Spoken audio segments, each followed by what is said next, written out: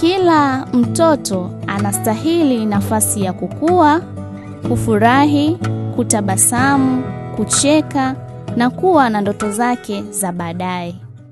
Lakini kwa baadhi ya watoto, saratani huiba nafasi hiyo mapema.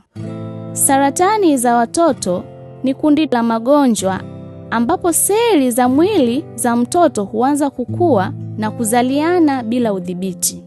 Tofauti na saratani za watu wazima ambazo mara nyingi huhusiana na mitindo ya maisha.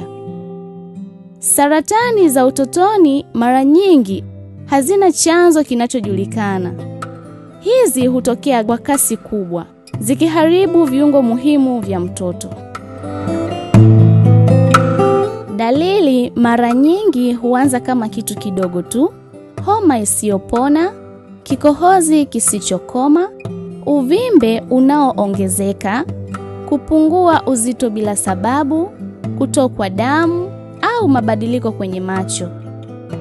Dalili hizi zinaweza kuonekana za kawaida, lakini zikipuuzwa zinaweza kugeuka kuwa hatari kubwa. Ukweli ni huu: saratani za watoto si hukumu ya kifo. Zikitambuliwa mapema na mtoto akipata matibabu kwa wakati, watoto wengi hupona na kuendelea kuishi maisha marefu yenye afya.